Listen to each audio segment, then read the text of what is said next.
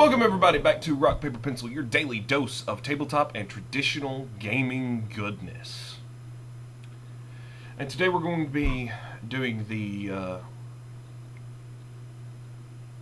I guess you could say the partner to the player types line of videos.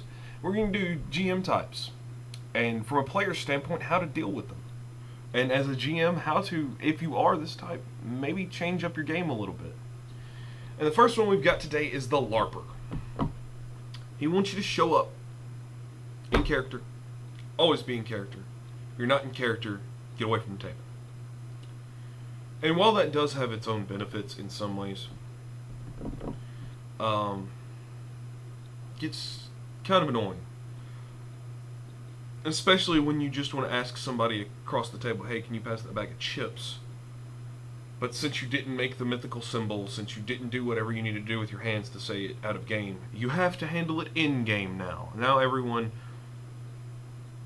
And yeah, I do believe that there are times that you need to keep things in character, very exclusively in character. A lot of the method we use at the table is the hand symbol. When you're doing this with your hand, you're out of character. Or I've heard a lot of people use the pin. When you're holding your pin, you're out of character. I've heard of a group that actually sets a crystal ball in the center of the table, and when it's in character, you don't touch it. When it's out of character, you're touching the crystal ball. And it is a good thing to do something like that for keeping what's in game and out of game separate. But the problem with the LARPer GM is that there is no out of game. When it's time for game, there is game and nothing else. He expects you, in some cases, to show up in costume, to have props. And that's fine for a LARP. That's what LARP is for. Live action role-playing is for things like that. However, tabletop role-playing is not. It's for lazy LARPing. I don't want to dress up in armor. I don't want to show up to the table with a sword. I don't want to show up to the table with a fake handgun. I don't want to do any of those things. I want to sit down with my character sheet and imagine that I'm doing those things. So where the LARPer GM becomes a problem, for players especially,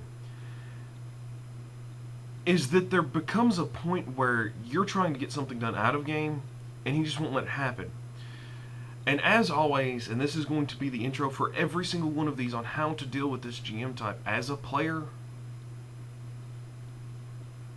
talk to him. I can almost guarantee you that if you are having a problem with it at the table, someone else is having a problem with it at the table. Talk to them. Tell them that it's a problem. They may not realize it's a problem. They might not think it's a problem at all, but when it's brought to their attention, it gives them a chance to change. However, sometimes they don't. Another way is to suggest a thing for you to handle out of character stuff with. Like the hand symbol, the pin, the crystal ball, anything like that. I've seen people do it with golf balls. You have a golf ball sitting in front of you, and when you're holding the golf ball up, anything, any object,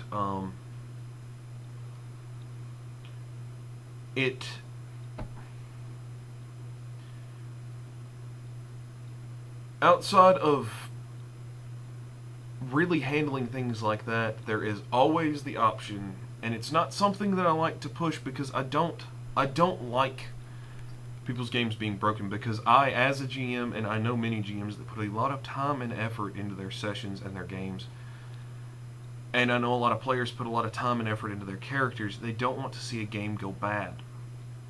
But when you've got someone who's not responding to what you need to have fun at the table, you've really got two options. Leave or break it.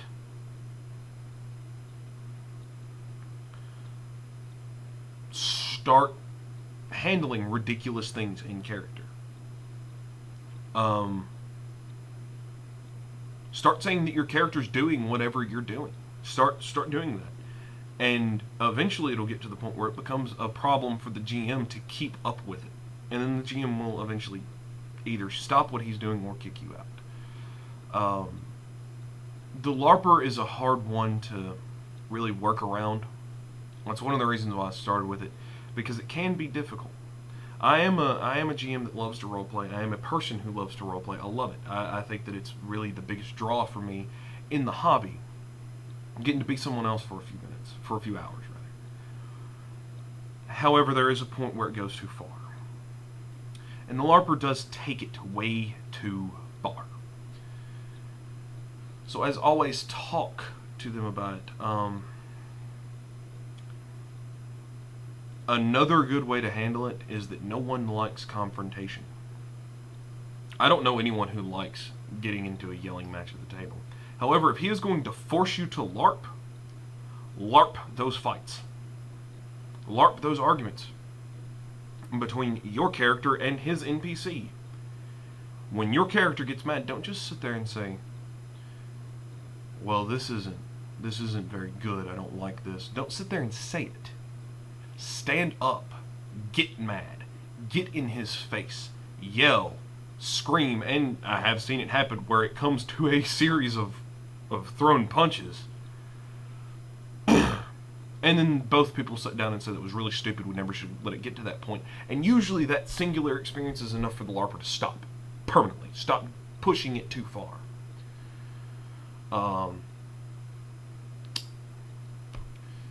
But that's what I've got for the LARPer. If you've got any more suggestions or questions, comments, cuss words, leave them below. As always, thank you for watching.